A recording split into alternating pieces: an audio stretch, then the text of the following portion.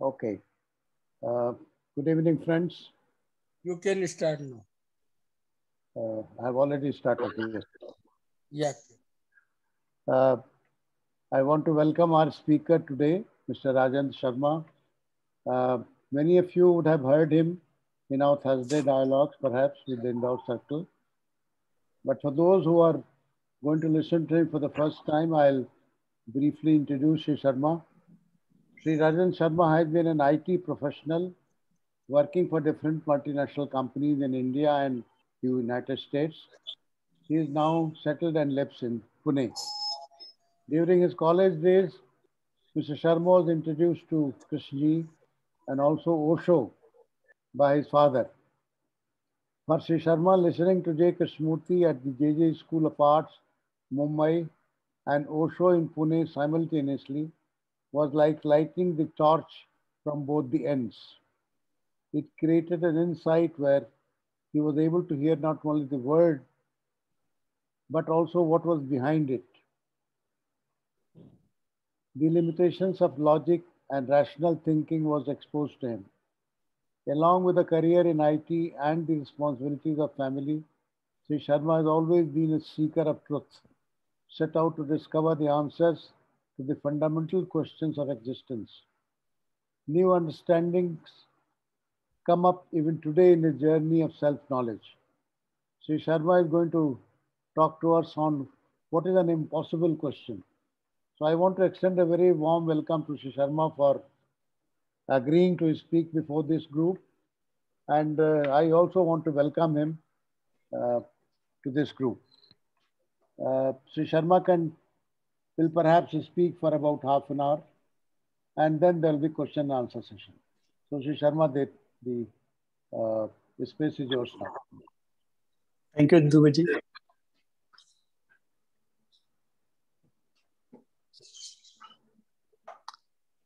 Today we are going to explore the impossible question which K has put before us. But before we explore the question, there is what I thought was one more important thing, and that was how the mind will react when it is facing this kind of question or the issues around it.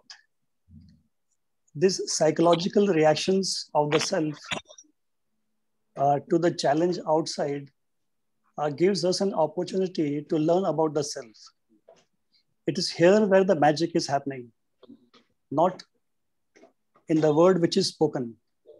So while we are listening to the speaker, I would request to observe simultaneously how the mind receives this impossible question. How does it react? Does it try to comprehend, escape from it? So it'll be good that after the talk, we share our not only the understanding of the today's topic, but also how the self reacted to it. Yeah. So let me start today.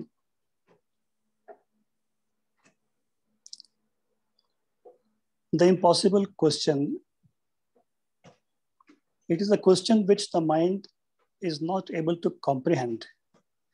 The mechanical mind, which is quick to answer, to react, finds itself in silence. But before we explore the impossible question, we will see how K has used the art of questioning. If we listen to the talks of K, we will notice the use of questions in order to make a point, to make the listener work on the topic being discussed. K raises the art of questioning to such a level that many times, by the way he has put the question, he has answered it. If only we could listen. He has used many times what is called a kind of rhetorical question. This is a question for which an answer is not required by the audience. People sitting close by try to answer the question, but K says, do not be quick to answer, but look at it. This looking at it is something which is very new. We have never done before. Because we are so habitual in quick answer to the question, we have never developed this capability to look at a question. Looking at it, being with it, transcends the mechanical reaction of the mind to answer it immediately. Can we wait for the unknown to answer it? Questions and answers have been main source of communication between teachers and students, masters and disciples, and group discussions. We have understood the message of self-knowledge, the importance of being aware and to observe. But most of us have expressed their inability to be aware because of the ever-chattering mind. This fragmented mind, full of conflicts, does not give an opportunity to be aware, and one is swayed by its power to uproot you. The intellectual understanding of awareness is no match to this deceptive, cunning mind full of illusions. If we observe it correctly, we will see that it is a master and it will dictate its terms. The primary requirement to have a quiet mind to observe does not get fulfilled. Now, this problem of understanding the importance of observation, but when you actually do it, not being able to do it has been a perennial problem since ages, not only today. Different teachers have developed different techniques to at least give some space to the mind to at least start observation. But later on, these techniques had their own limitations, which K exposed.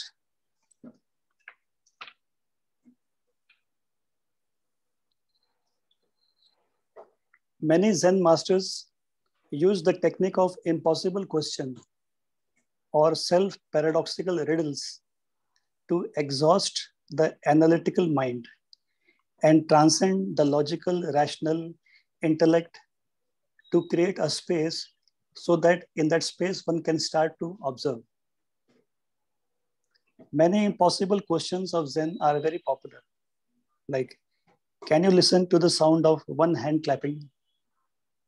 This was used to shatter the patterns of fixed thinking.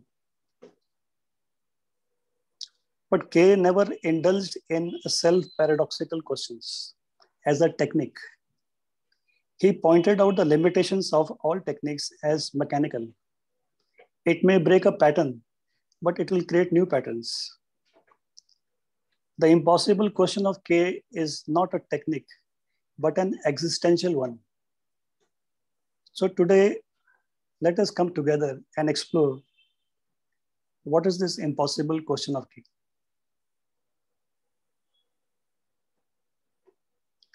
On one hand, K inquires into emptying the content of consciousness or the structure of the self, but also says without effort and without choice. In other words, he has posed the impossible question or the impossible challenge to us. Can the content of your consciousness end itself on its own? Can the structure of self collapse on its own without effort, without choice? This is the impossible question or a challenge facing us. Choice denotes duality and effort. It denotes conforming to a pattern or imitating.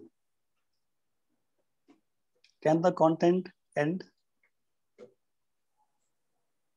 The emptying of the content is not a process of time, nor is it subject to methodology.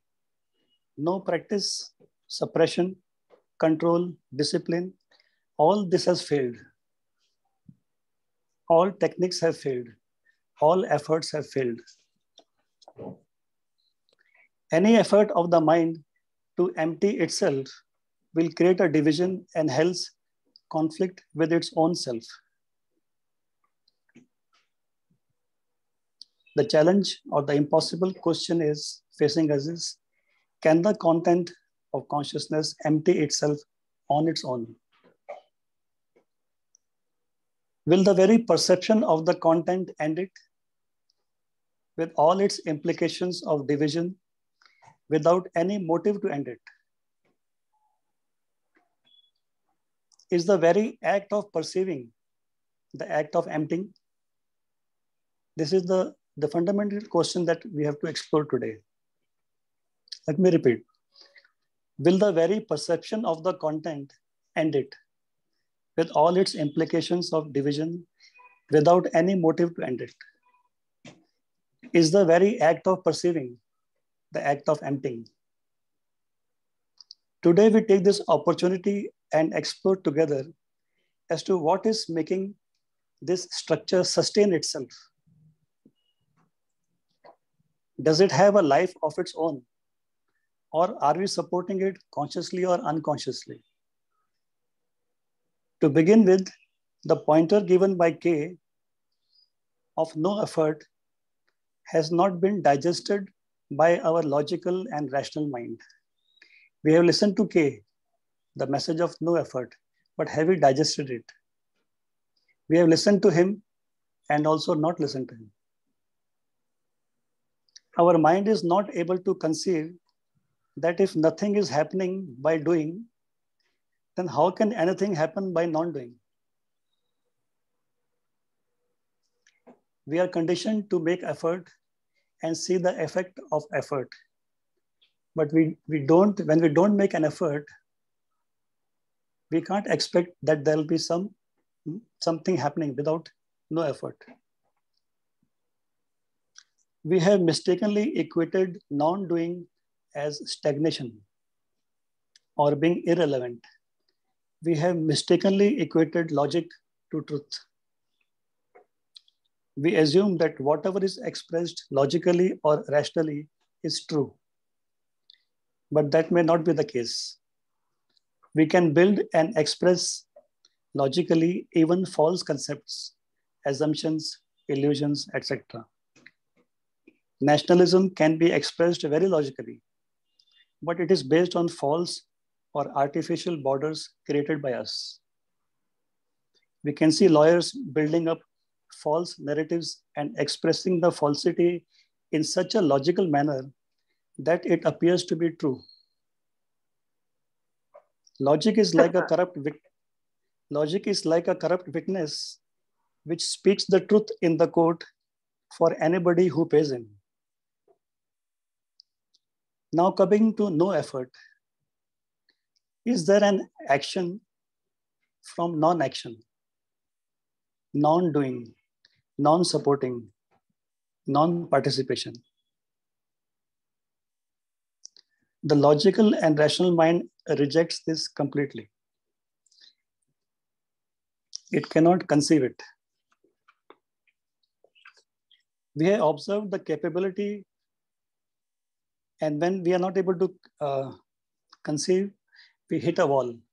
So now I take the help of some art forms and see if we can explore that is there any action from non-action. We have observed the capability of various traditional art forms like painting, poem, short story, sculpting, etc. They have the capability to express or communicate far more than prose. One may have to write a book to explain the wisdom of a short poem of Rumi and still find oneself incapable to capture the beauty of it. K has gone into the word art in a non-traditional way and completely changed the meaning of it. According to him, art is when everything is in its right place, every aspect working in order. This is the art of living. Here I am using the art of a short story to communicate that is there an action from non-action, no effort. I understand that every expression has its own limitation, but understanding the limitation, we can use it. Once in a village, all the villagers got together to celebrate a festival. In the morning, they performed the rituals and prayers in the temple. In the afternoon, they had a big feast organized. Later, they had lots of programs of dance, music, and various other art forms. In the evening, the villagers collected lots of gifts to be given to the king. They approached the king and gave him all the gifts. The king said, I do not understand why you have got gifts for me, because I did not do anything for you, neither participated in it or supported you in all the celebrations of your festival. The villagers replied, Sir, because of your not doing anything, non-participation, non-support, the whole celebration went off very smoothly, in an orderly way. The villagers were wise to not use the word non-interference of the king. Here what we see, that any participation by any authority, either inner or outer, creates its own disorder and supports the structure of the fictitious self to survive. No effort, non-doing, or non-participation gives an opportunity for things to fall in its natural order. As K states, everything in its right place. In this order, will the structure of the fictitious self survive? Will the perception of the false as false destroy it?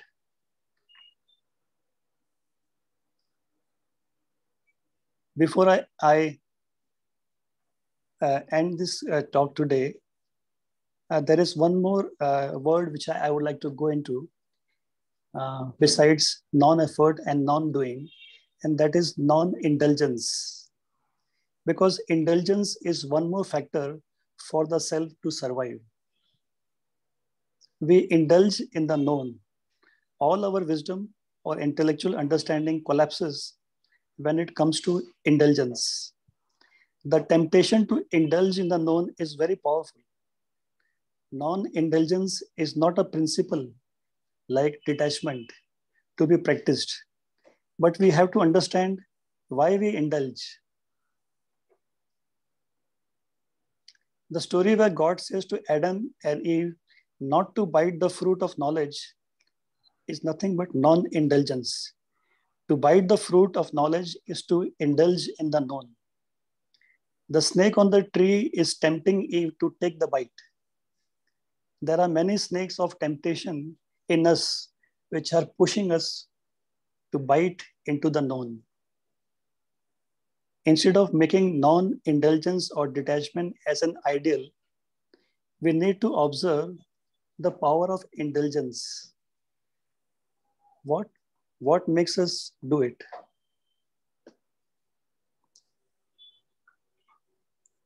Is it that we live half-baked lives with half-baked experiences and unresolved issues? This makes us go back in the known again and again. We go back to the memory again and again to relive the half-baked experiences.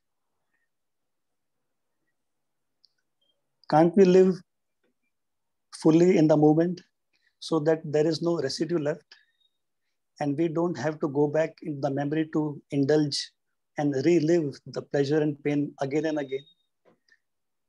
Non-indulgence in itself is very powerful, but before that we have to understand the power of indulgence and why we indulge. Today, I have raised many issues which I will sum it up, and I'll ask my friends to again explore these issues. The issues that we were discussing today was what makes the self, the structure of the self survive? Is it surviving on its own or are we supporting it? From where is this structure of self getting its energy? Is it getting the energy from somewhere outside or is it self-supporting? Like the energy of violence and hatred, is it going on its own Because once violence starts, then it doesn't need some outside agency. It has the power to perpetuate itself on its own. So is this self with all its content self-perpetuating? Is it moving on its own? Can it collapse on its own?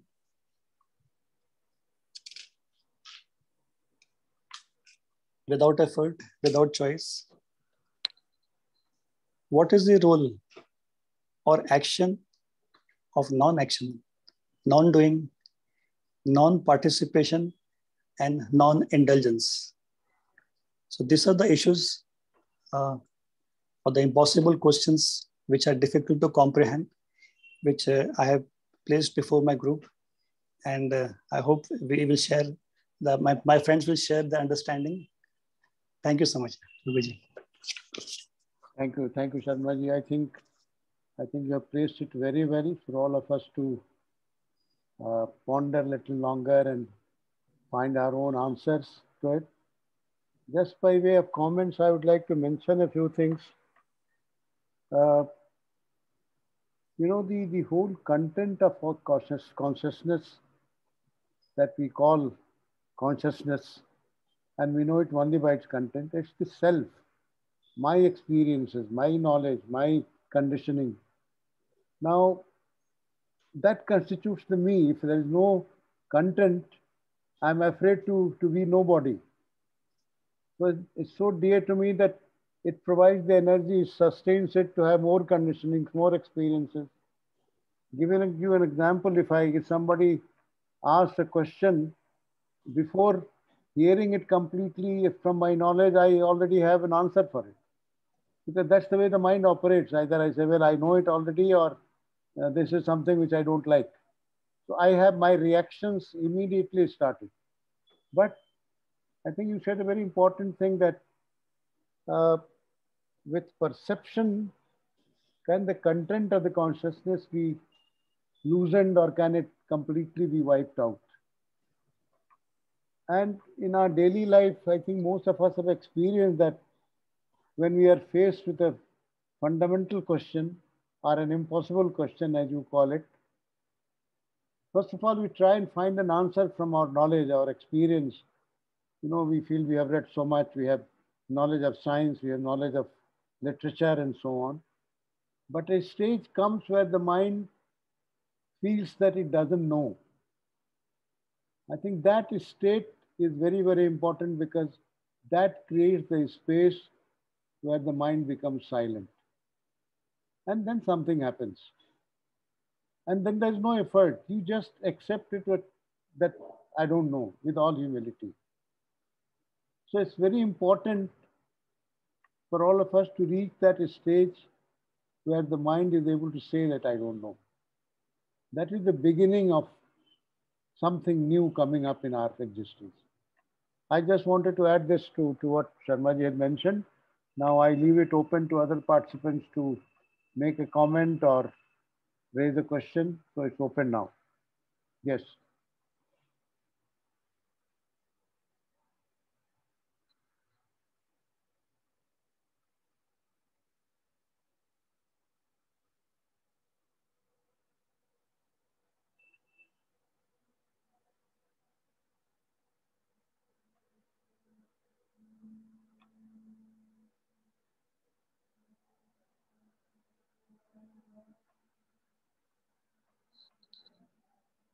Ramesh, you want to make? Okay, Prasad. I was going to ask Prasad, sir. Yes, sir. Go ahead.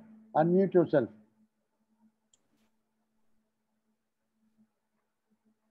Sir, the impossible question is, as you have said, first thing is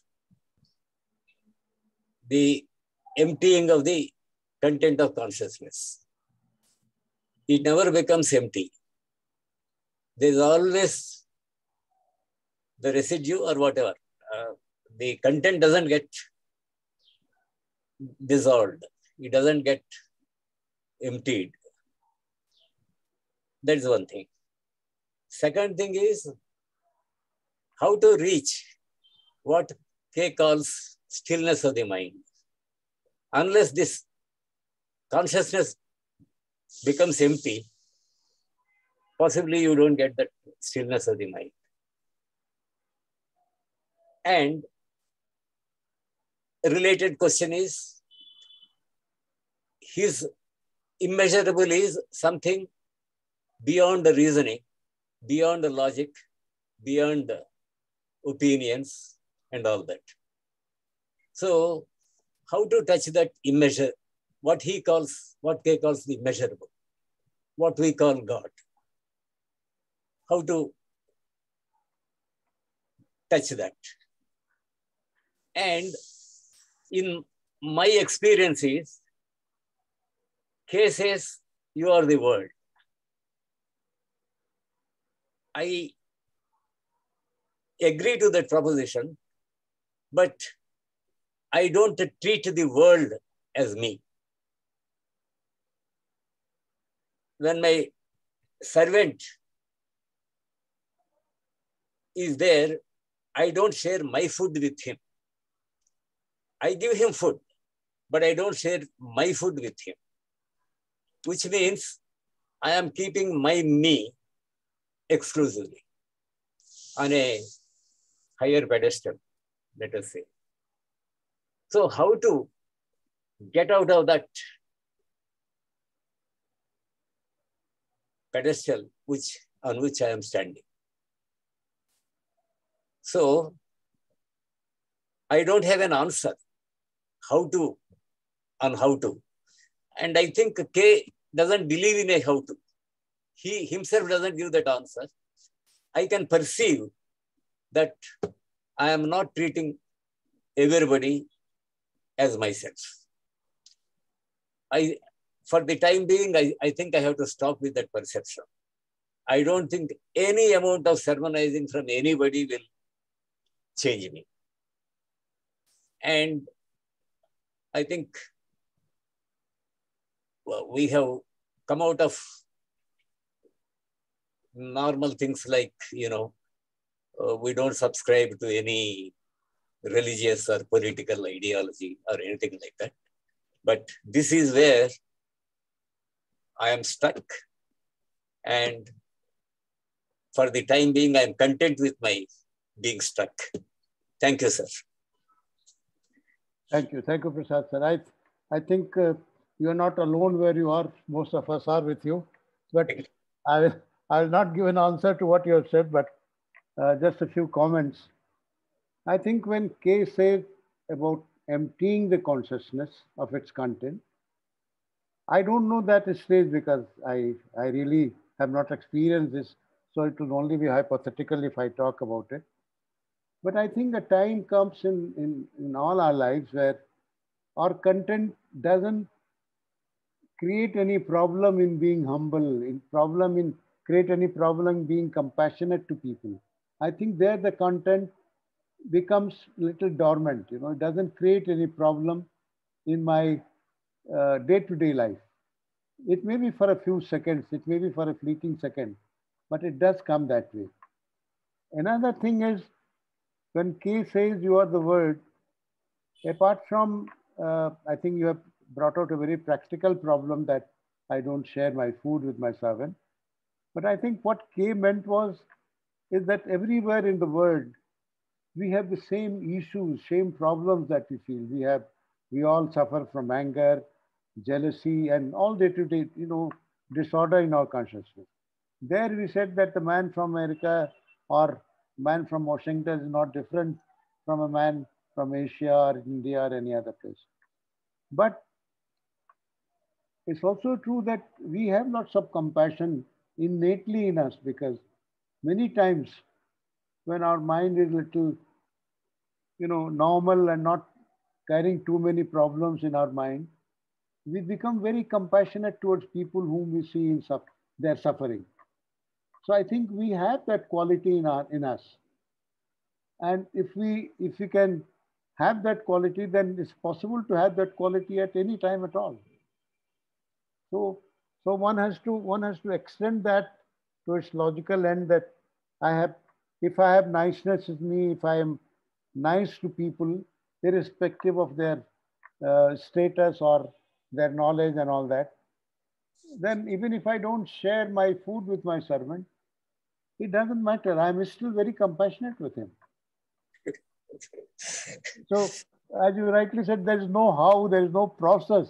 I think we all have to live our life the way we want to live. Perhaps even if we want to, we can't live the way life comes to us. But it has that's the challenge of life. I don't know how Rajendra Sharma ji will respond to it, but that's the way I look at it, sir. I think there are two questions, one from Clemis and the other one from Sir Ramarao. Clemis, please unmute yourself and ask your question. Unmute. Yeah. Yeah, regarding this question about emptying consciousness, I feel it's not possible for us to do it. In the sense, I will empty my consciousness. It is only possible for us to see what is there. In the case of Mr. Prasad, who said, I cannot share my food with my servant. To see this, be aware of this, and see all the implications of it. I think that's all we can do. And it is a strange thing, because for me, this is not that, because I come from a different culture, so we don't have this so strong. I always share my food with anyhow. That's not a question for me, but that's because I'm from a different tradition and culture and all that. So, but here in being in India now for 8 years, there came a point where somehow, because around me this is so strong, you know, this idea, this is my servant, I am different from this person because this is servant, and all these things. I realize, or maybe this was already there, but because of the tradition where I come from, the culture, it did not have the opportunity to come up. It was kind of dormant. So when you see this kind of feelings, like this is my whatever, this is my dress, this is my house, this is my car, such people should not come near, and all these things. So to see this, what happens in us, to see the kind of thoughts that come, the kinds of feeling that come, and be aware of them. I think that's all we can do. And about emptying the consciousness, Kay says that you cannot touch the immeasurable. It can touch you, but you cannot touch it. In the sense, the smaller cannot touch the bigger, but the bigger can touch the smaller. So it is something that has to come to us. It is not something that we can go to. So I feel this effort to reach something, to come to some point or to some level of consciousness. This is the kind of thing that we have been doing for centuries. And this is the kind of thing that has got us nowhere. So Kay is saying exactly, it's pointing to this. Stop making effort to reach something. Just see what you really are. Because we have a tendency to think that we are very nice people, which may not be so. In some cases it may be, but in some cases, most of the cases, it may not be so. So to be aware of the reality of our own consciousness, you know, to see the greed, to see all these kind of things that come, you know, the envy, the jealousy, all these things that are there and come up in some situation. To see this is, I think that's all we can do, and see it and face it. Don't try to cover it up to ourselves, but face it and be with it. Don't justify it, don't say anything, just be with it and feel the pain of it and see the damages it causes in the world, the kind of suffering it brings to other people and to ourselves. Because when I say this is mine, then I have to do a lot of effort to protect that I feel it is mine. And in that effort, there is a lot of suffering. So to see all this, that's all we can do. That's my feeling. Thank you, Clemis. Thank you. Yes, Mr. Ramarao, please unmute yourself.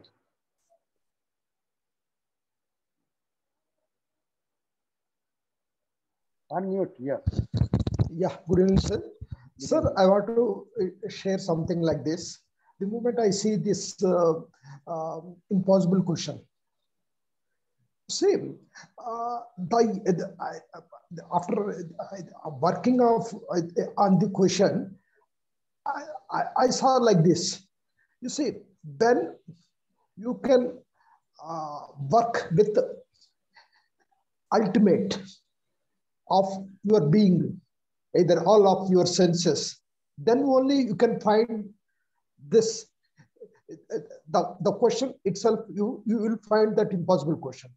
Here, the impossible question, why he keep or something like that, to make us to find out what is your ultimate capacity to work your senses with ultimate capacity, then only you can find the means impossible question.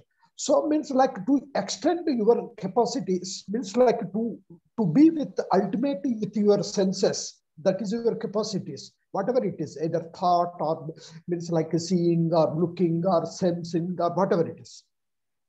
So it means that you have to work with ultimate with full capacity. That I want to share you. Thank you. Thank you, Mr. Ramarao. Thank you. I think it's not that the human beings have not grappled with the fundamental questions or impossible questions. In every religion, you know, especially in Sanatan Dham, the rishis have always grappled with the basic point as to why do we come here on earth and where do we go? What is the purpose of a life? This has been a question in thousands of years, and man has grappled with it. Krishna, I think the same thing was asked with Krishna also, what is the purpose of a life? And he explained it beautifully. He said, what is the purpose of flower in giving fragrance? It just gives and withers away. So one has to look into anything deeply, and if I'm curious, if I'm interested in knowing it, my energy will flow towards that. And it will take us wherever it can, depending on my capacity, my energy. So one should not say that this is an impossible thing to do, because then you give up. You don't try, and you know the energy doesn't flow there. You try to find it an easy route and everything. But I think it's staying with such things, not that there is a reward or you are going to get an answer. But let's see what happens. There are so many uncertainties in life. So can I stay with that question, which is fundamental question? And let's see what happens without expecting any result. Yes, Clemis, please go ahead. Unmute, yeah. Yeah, I think one of our problems is this, because we always want purpose. So I will do all this, I will inquire, I will go after something, if that will give me something. There has to be something for me at the end of it, or at the middle of it, or at the beginning of it, but I have to get something. This commercial idea of always doing something for getting something is part of our problem. It is very difficult for us to do something for the sake of the thing that we are doing, which means it should be just a natural thing, because what else can we do? You know, we are in a world that is messy. We are creating mess all around. We are unhappy and we are creating unhappiness, and we want to come out of this. So what else can we do?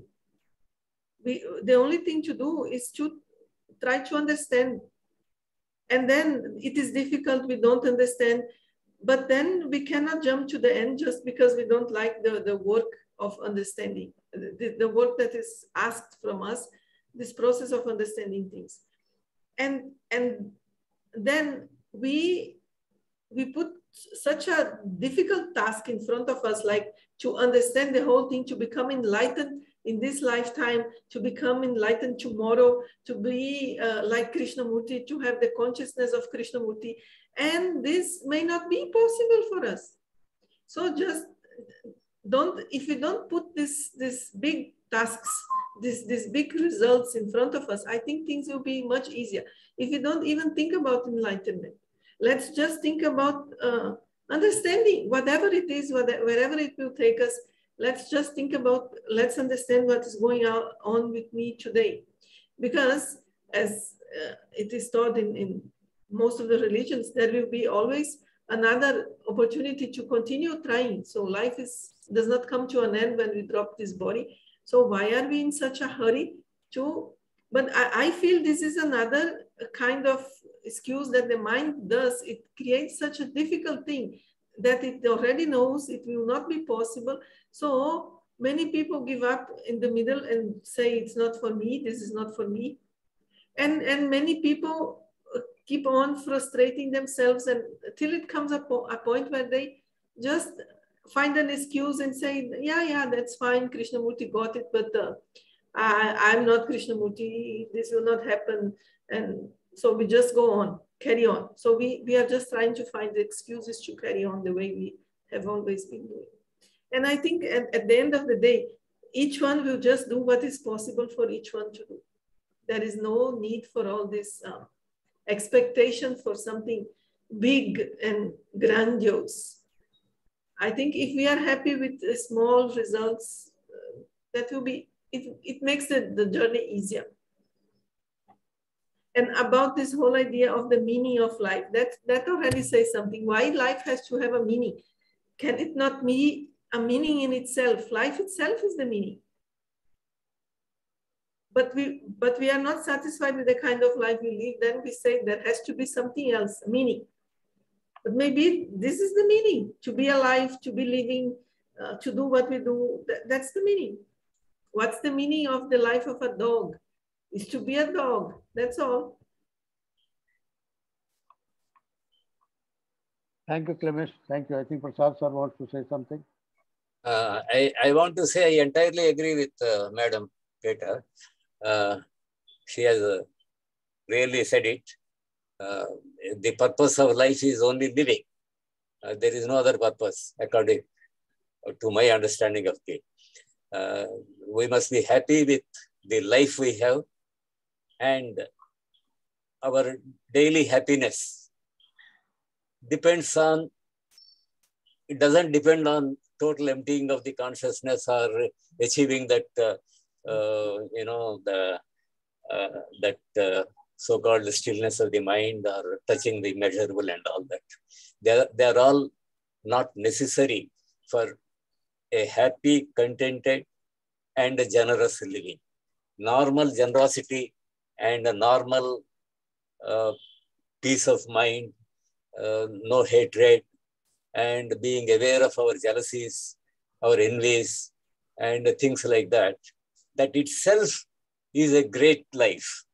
And that itself is what I think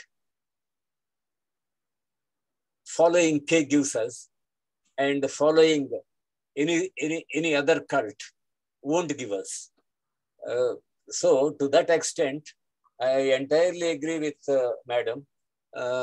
We don't have to always stretching our hands to something beyond our reach and all that. So normal happiness depends on simply being aware of our own weaknesses, our own, how opinionated we are and things like that, how we,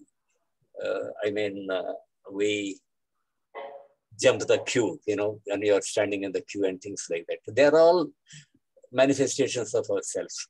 And if we become aware of those manifestations of the self, that is, I think, good enough.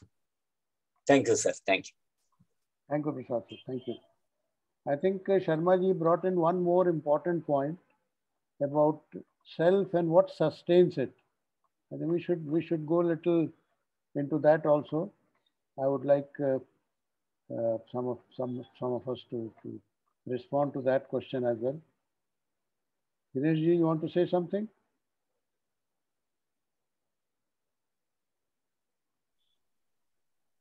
Are you able to listen to me, sir? Yeah. First of all, today's topic is impossible question. What my understanding is, as mentioned by JK in the book Impossible Question. What is the impossible question? JK says, can we see the working of thought? Thought divides, thought makes fragments. The very moment of thought is fragmentary. It divides. The first thought, I thought itself is divisible. So can I see this? And that thought divides, and our whole structure of I and me is made up of a thought, which is content of consciousness. Now, when we say this, can I empty myself, the content, and go beyond the thought? So he says this is the wrong question. This is the impossible question. Why? Because already when you say I, can I? It means a division has already been started.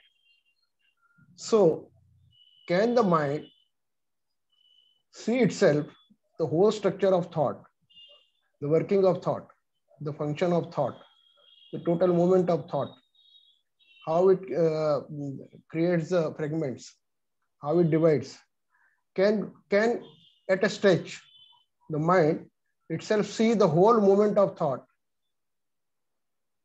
and go beyond it? Means the very perception of the whole of the structure of thought itself make the mind transcends it and it becomes whole. So now this is what the impossible question is. If I tries to go beyond the thought, then it is an impossible question. To me, what I think or what my views are, what JK tries to say is, can we see the limitations of intellect? Intellect uses the word, uses thought as the instrument. And the intellect is only the reflecting the things which it sees, or it just simply gives the names and labels. It sees, suppose a bottle, I see a bottle, then I just give it the name that this is bottle, but that is not the actuality. So thought is just doing the recording work, and it is not the actuality. So what is the thing which is other than thought? Can we see that the whole perception of the limitation of thought can make you transcend it, and you can remain in the whole of the whole? That's what he tries to say. Now my question here is, or what this also automatically answers the Sharma's question of self, how self works and sustains itself. Because I thought in the ignorance, since beginning, since the childhood, we have been given the conditionings of various things, and we have, due to ignorance, we have not seen the whole phenomena of life. Now, so because of this conditioning already, the I gets the energy or me gets the energy, and it sustains itself. So, but it also creates the impediment for the new, something new to appear in the life, which JK is trying to say. Now, first, what he is saying that can the mind see itself, the whole process of thought, and go beyond it? This is what he has mentioned in the impossible question. My question here is, okay, that's the one thing. You see the whole and you can operate from the whole. He has also seen that if you have seen this whole, then whether you go to office or whether you work anything, but if you are operating from the whole, then it's non-fragmentary, and you will not get into this divisive pattern of the thought. But my question is, okay, this is the case, suppose. Still the content has its own inertia and it moves. So how the content has to be tackled? JK has addressed it at various other places, how to tackle the content, to remain with the content, and then you see it, you live with it, and then you go for the wisdom and all that, and awakening of intelligence and other things he has mentioned. My view on this is, the problem, technological things and technical things are not the problem, as JK mentioned. Only the problems are the emotional and the feeling patterns and feeling this domain, which actually we have not addressed and we have not worked on. If one works on this, then probably the thought can end itself. So there is a difference between stopping of thought and ending of thought. As Rajan Sharma ji mentioned that we are having so many half-cooked businesses and unfinished things which we kept pending. And because of that, the thought comes again and again on those issues. So can the thought can end itself only when those businesses are finished and one has understood the whole significance of that particular thought and the issues involved in it or inherent in it. So by this whole of understanding of all this issue, the thoughts can end itself if the particular thing is addressed. Thank you, sir. Thank you, Dinesh ji. But I have a question. I want to bring an anecdote and then the question before Rajan Sharma ji answers it. You know, there was a gentleman, an older gentleman, who used to come to Vasant Vihar and attend to Krishnaji's lectures. And one day he said that, sir, I fully agree with what you are saying. And I had 3 daughters, so I've got married too. The youngest one is remaining. Once I get her married, then I'll be free and perhaps I'll spend time in understanding what you're saying. So it's not that when things are settled, you get wiser. Nothing has to settle, Dinesh ji. I think you can start it right now, here itself, if you have interest in doing it. I don't mean you, I think all of us. If I'm interested in something, I don't have to wait for something to be over so that my mind is free and I can look into it and end the talk. That can begin right now. Sharma, can I say something? Then let Sharma ji say something, then you can come back. Yeah. Okay.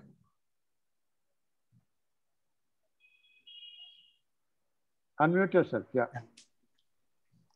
Yeah, this has been the case with most of us. We have the habit of postponing, and one day when we are available and free, then we will look into it. But as you rightly said, this thing, meditation doesn't need a separate time. We can be aware in our small day-to-day activities of life. And being present in the activity is very important, because otherwise what happens when we are never there while the living is happening, we are always somewhere else. While I am driving the car, I am in my office already. While in the office, I am with my wife. When I'm with my wife, I am already in my mind, I am already somewhere else. So in the way I live, I am always somewhere else. So this somewhere else becomes a problem and I never live. And when I sit, I again go back into the memory of the past incidents and try to relive again and again. So this indulgence keeps on happening. So this has been a perennial problem with our day-to-day activity. So can we be present while living? So again, we don't have to think that if this happens, then I will start. There's no if and buts. We can start right now. Yes. Yes, Dinesh, please go ahead. I do agree with Dubey sir, and I do agree with Rajan Sharma ji. But I am also having sympathy with that gentleman. This, in my view, this is highly a subjective matter. There can be a case. We have to also see that one has got so many liabilities, and because of its own past, not only conditioning but deeds also. So that momentum of that may pressurize him to go in a certain way or to act in a particular way. And all what we are saying, he may not be able to, he may not be having energy for that. As GK pointed out, one should have to, for such inquiry, one should have the energy. He should be tremendously alert, alive, and he should attentive to all these things. So an individual may not be in a position to give that energy to such inquiry. That's what my views are. Thank you. I fully agree with you, Dinesh. I think that energy comes from where? It comes from interest. If you are interested in photography, you may work from 8 to 8 in the office, come back, and you'll spend an hour, developing films or doing something. So it's our deep interest in something which creates that energy, that brings that energy. And society never encourages this because society wants us to live a fragmented life. We want to be reading a life at home, a different life with friends, a third kind of life in our office, because that's the way society wants it. Why can't we have just one set of values for everywhere? Why should I be very nice in my office and be totally tyrannical with my children or with neighbors? So these are things that one has to really examine in our daily living and see how it turns up. I think Pradeep Verma ji wants to say something. Yes, sir. Unmute yourself. Unmute. Yes.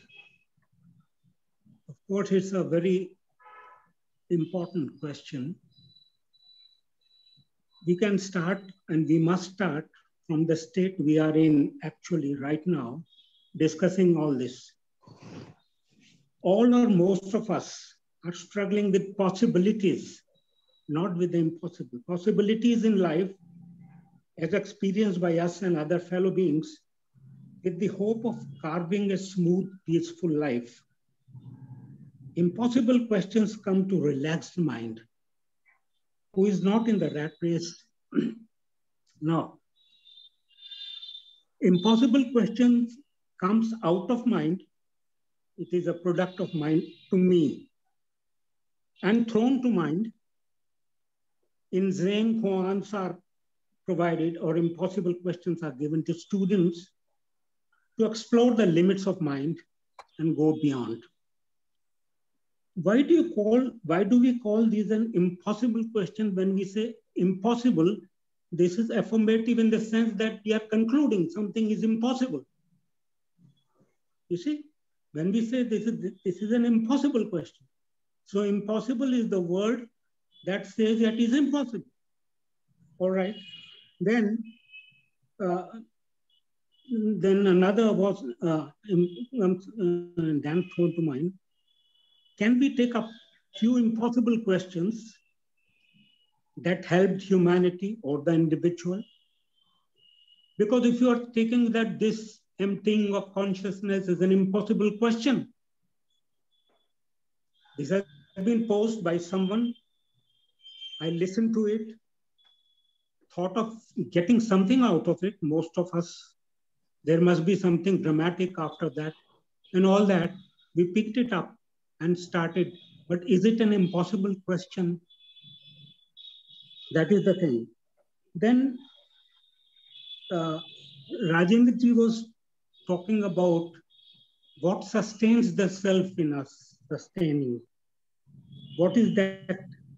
But are we, he used the word, are we supporting the self, structure of self in us? So this we word is very interesting. Frequently we use this you and I and we very, very casually.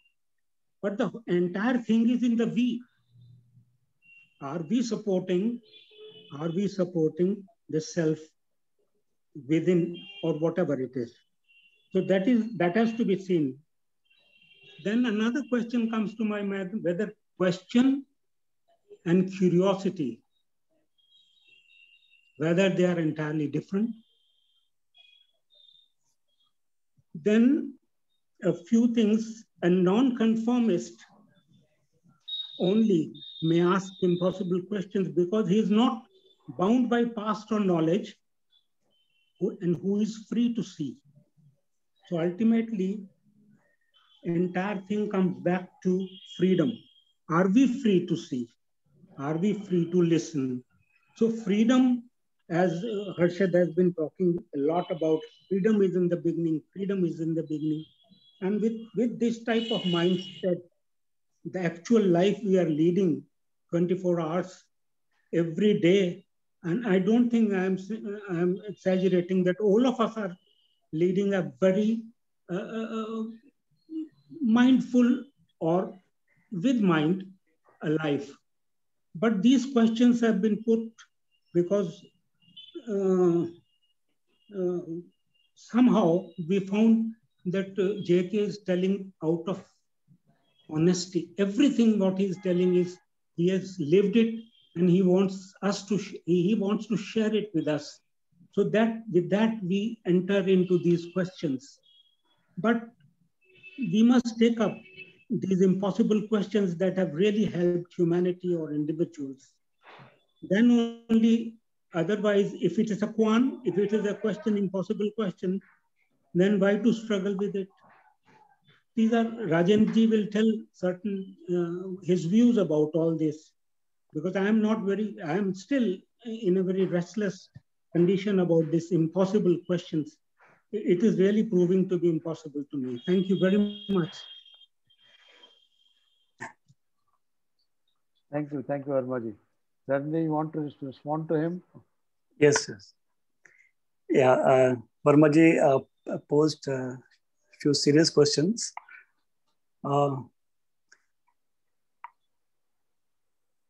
The reference that I had made for Zen and the koans, they were just kind of a techniques to come out of this mechanical and expose the student to the limitation of logic and create space in him, so that once the space is created, then he will be able to observe impartially. So these are all techniques, but K has never used it as a technique. He has questioned something very fundamental, because before that, humanity had struggled to empty the consciousness, and with a lot of effort, and people have given their whole life to it. So when K said no effort, then it was like a shock to everybody that he's talking of emptying, but no effort, because there are millions here behind of human beings making effort, making choice. So his question made us ponder over it. Can the content end itself on its own?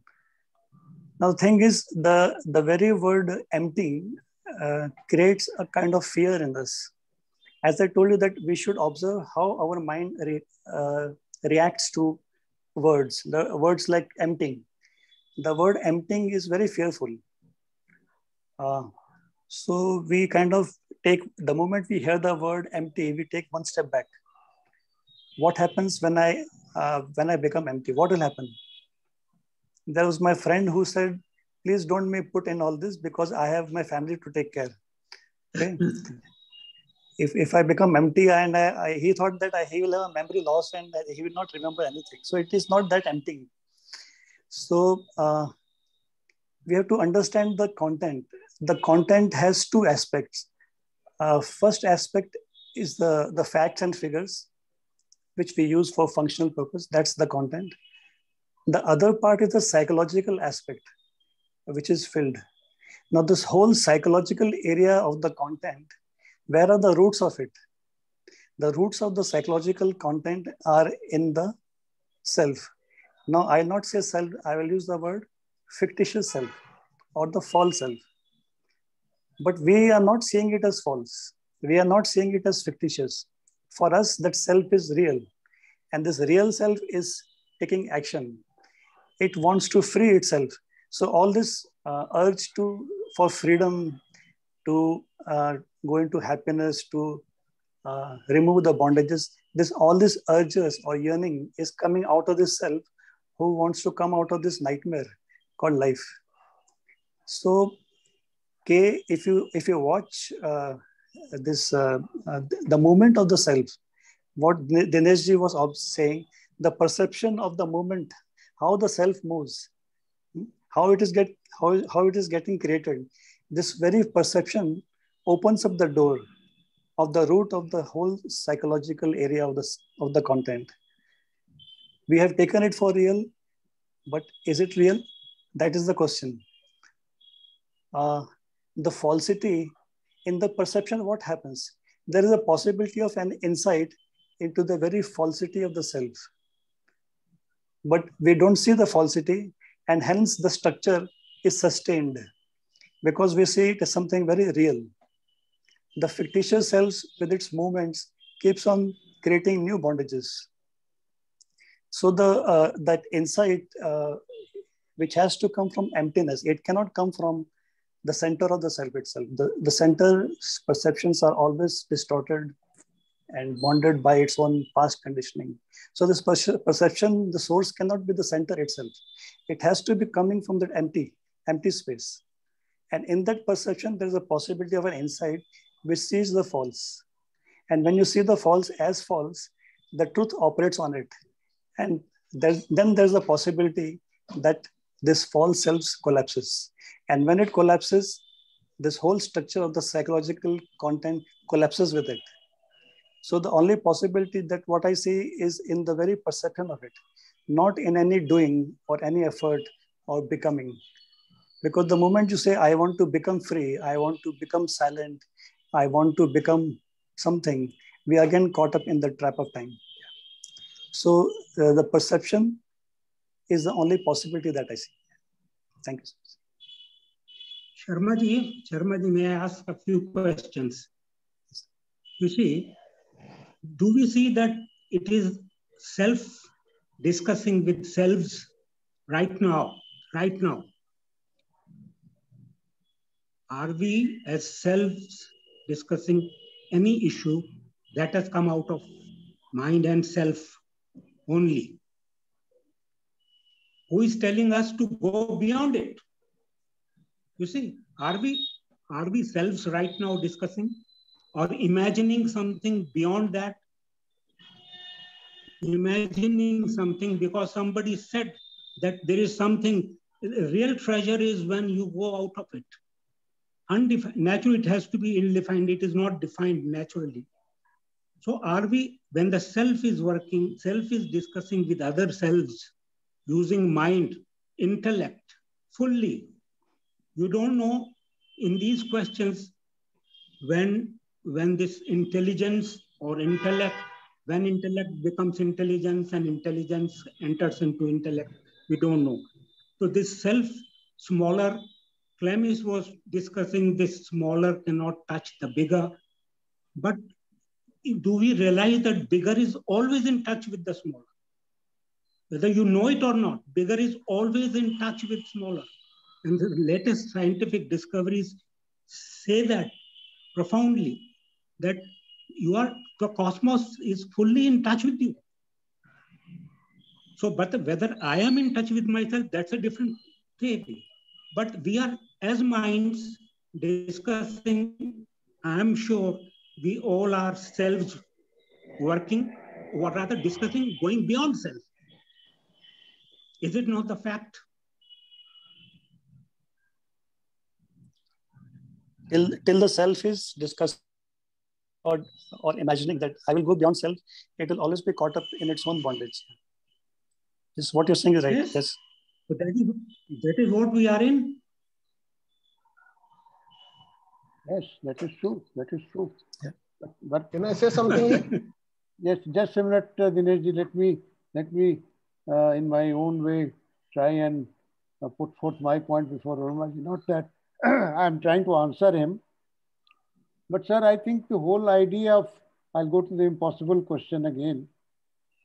See, Krishji has always, he didn't deny knowledge, but he talked about limitation of knowledge. So I think we must take up from there that anything which can't be answered intellectually, you can call it a profound question or an impossible question. You are a scientist, so you would know that the basic knowledge of science is important, but there are certain questions which can't be answered by science. But with that knowledge, when you stay with it for a very long time, something creative comes up. Yes. It will not come to me who is not a student of science, but somebody who is can go beyond that. It's just like the pole vaulter. He has to leave the pole vault to cross and go to the other side. But he needs that practice to go up. So I think this is what I wanted to point out. There are quite a few people. I'll hear Dineshji, then we'll go to Clemens, Rajendran, and then Shaktiji. Yes. Yeah, Dineshji. I also wanted to say the same thing, that this empty word, this word has to be again revisited to see what exactly it means. Because what I think, or what he is indicated indirectly, JK is trying to say freedom from the conditioning, freedom from the structure of thought, not the complete absence of the conditioning. So this point also has to be seen. Dubeji has also said the same thing, that thought has to work in its own domain and at the right place. So that is very important. Another thing I just wanted to say, what Dubeji, I agree with Dubeji sir. This to explore the impossible question, one has to have interest, one has to have passion, one has to have energy, and one has to be honest with himself. One has to be very serious. So can these things all, this is a very subjective matter. Can these things be cultivated? Thank you. Thank you. Thank you, Dineshji. I think we have mentioned it quite a few times. Christy also said that being aware of your conditioning makes you free of the conditioning. Yeah. That is very important. There's nothing like completely cleaning your conditioning. It's not a slate you can clean. But being aware of it, if its effect on our daily life is greatly diminished. That's the way I look at it. Yes, Clemens and then Rajendran and then Shakti-ji. Clemens, please unmute. Okay. See, this question that Pradeep talked about, the big is always in touch with the small, he says. See, which means the life is always available. We are creating separation. We are creating a kind of a small corner where we hide from life itself. And but life is always there available. So what Krishnamurti is saying, break through this small wall that you build, which is this me, which is this identity about separation, which means I am a separate entity from everybody else. I'm very different from everybody else. And this is the wall that we create, and this is what is preventing us to come into the flow of life. And that's basically our problem. But we are afraid, we create so many, and this fear comes from the wall itself, because we have never seen outside. And we create all kinds of ghosts that may be there outside, but we have never been there. They may not be there at all. And it may be a completely different thing. So it may be even good and nice and all that, but we are afraid of letting go this small pool of me, myself, my tradition, my family, all the things I believe in, and all this, and just be alive, you know. So the main problem that I feel is because we are preventing ourselves, and then we use a lot of time discussing and talking about how to get free. But in fact, we don't want to be free.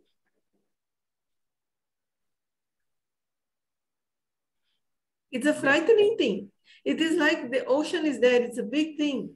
A lot of water is there, and a small drop separates itself and fall on the shore, and it keeps separate from the ocean. It does not know what is happening in the ocean. And it's afraid of the ocean because it knows the moment it enters the ocean, it is not a drop anymore. It's the ocean. And we want to remain the drop and yet be part of the ocean. That cannot be. Thank you, Clemens. Thank you.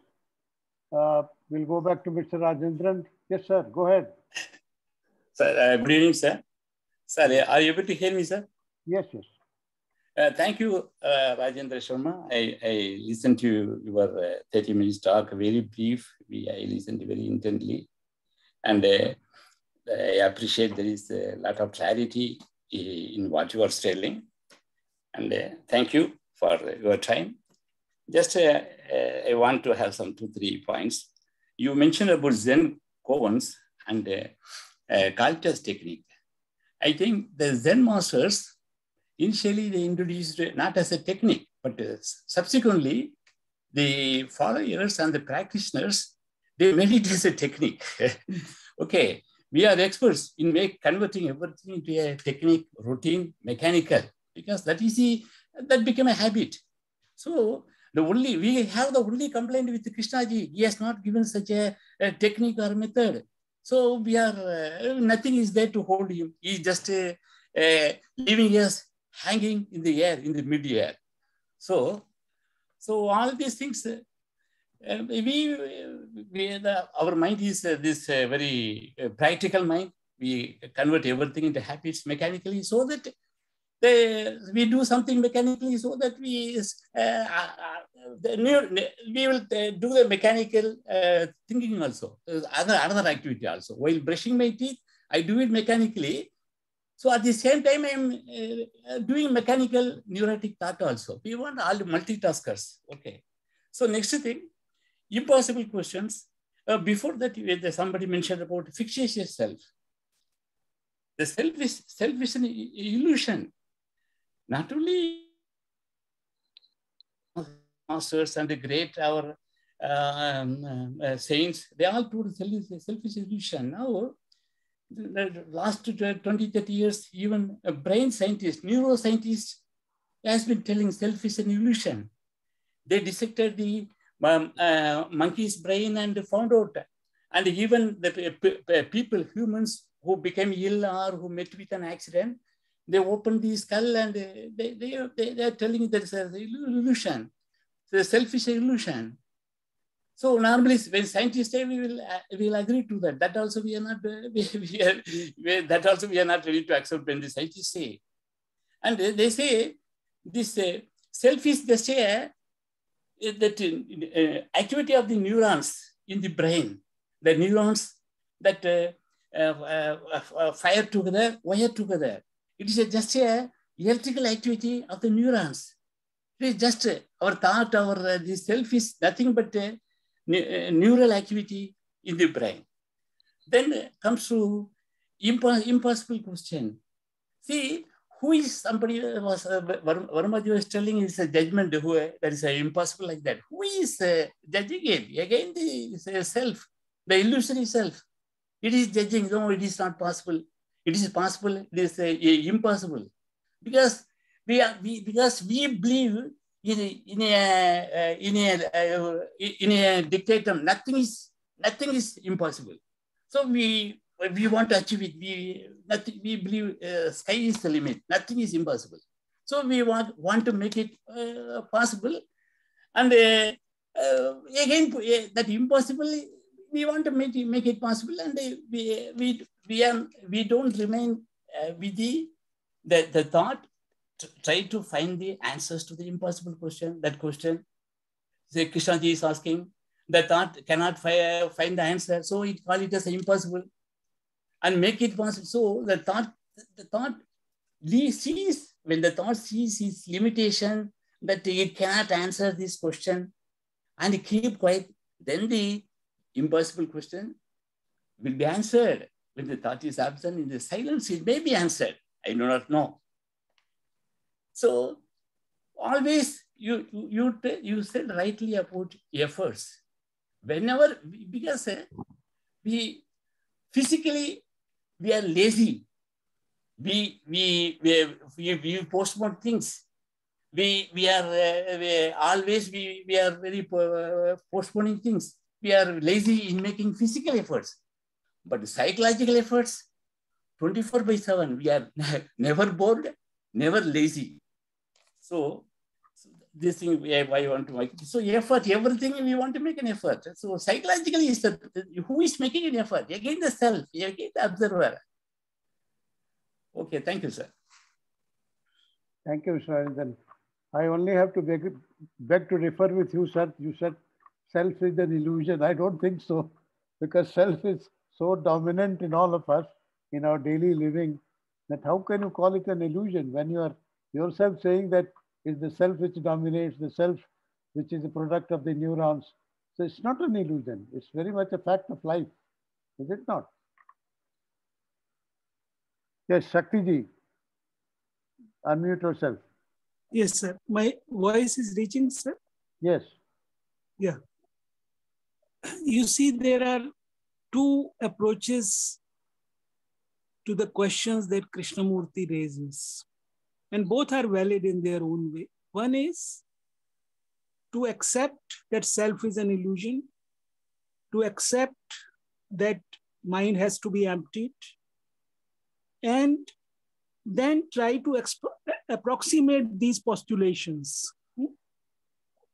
There can be another approach where I don't know whether self is an illusion or not. I don't know whether the mind can be emptied or not. And I don't reject, I don't accept, and I experiment with it. And then unless I have an insight into that, Krishnamurti's insight or somebody else's insight is not going to take me much ahead in that inquiry. This is what I feel. Because suppose I say to myself that, look, if you are attentive, you never get bored. One way can be that I accept this and I say, yes, it is right, or to reject it, or to see whether it is feasible, possible in my own life or not. So these are the two different approaches. Thank you, sir. Thank you, Shakti. Thank you. Mr. Pradeep Verma. Yes, Verma ji, please unmute. Yes. Just a small one sentence, because most of these impossible questions, actually, they lead us to restlessness. On the contrary, what they are supposed to help us, but most of the impossible questions keep you restless. You are struggling, churning over these impossible questions, how to reach a state, these things. So impossible questions, that is the contribution. They keep us restless. We are discussing for 1.5 hours and we have number of books are there on that. And we are still discussing. So they keep us engaged that way. So it is again the victory of mind. Thank you. Thank you. Thank you, Verma ji. Thank you. I think we have come to the close of the session now. I want to thank Rajendra Sharma ji on behalf of the Indore Study Circle for being with us and giving a very thought-provoking discourse which led to so many discussions. And maybe in future we'll invite Sharma ji once again. Sir, please declare the subject for Sunday. I don't know the subject, but our speakers are... He is not Madhavan, he is Gopalan. That clarification people need it. Okay. So, Gopalan. And we are making file of life. We are not living it. We are making stands that this is illusion or not. We don't want to understand it and don't want to live it. That is what I feel. Okay, so next Sunday we will have Mr. S. Gopalan. His talk will be at 11 a.m. next Sunday. So if you are free, you are welcome to join us. Please do come. Thank you. Thank you very much. Good night. Thank you very much, Dubey sir. Thank you. Thank you, everybody. Please end the file now.